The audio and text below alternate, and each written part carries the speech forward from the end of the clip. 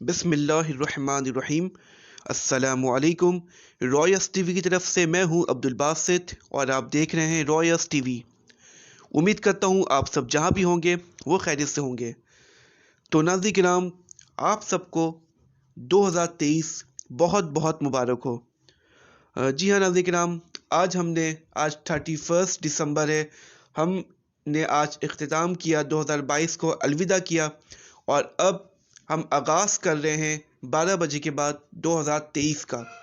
तो नाज़रीन किराम, पाकिस्तान में इस हवाले से काफ़ी सेलिब्रेट किया जा रहा है, मुख्तलिफ़ एरियाज़ में काफ़ी सेलिब्रेशन हो रही है और काफ़ी लोग इंजॉय भी कर रहे हैं। और लेकिन सबसे बेहतरीन अमल है नाज़रीन किराम, हम अल्लाह के हुज़ूर नमाज़ें अदा करें और अल्लाह से दुआ करें कि अल्लाह ताला ये साल हमारे लिए और मुल्क के पाकिस्तान के लिए बहुत अच्छा साल साबित हो, आमीन।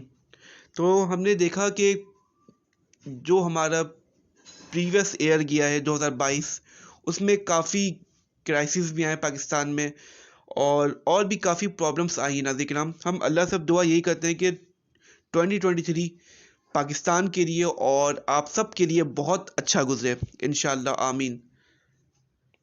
तो हमारी अल्लाह से यही दुआ है।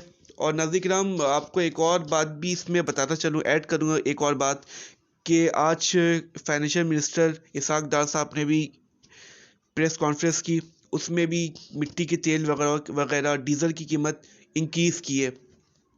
तो आज नया साल का तोहफा भी दिया गया है और आगे देखते हैं आगे क्या होने और आगे क्या होगा।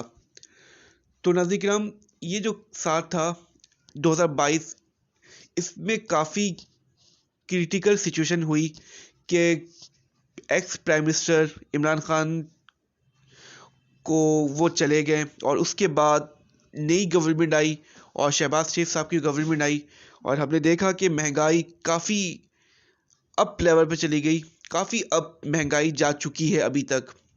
अब देखना ये कि क्या इस हुकूमत हम ये एक्सपेक्टेशन कर सकते हैं कि 2023 में महंगाई डाउन होगी और पेट्रोल की कीमतें कम होंगी, आवाम को क्या रिलीफ मिलेगा, हमने देखना है, एक्सपेक्टेशन करनी है गवर्नमेंट से।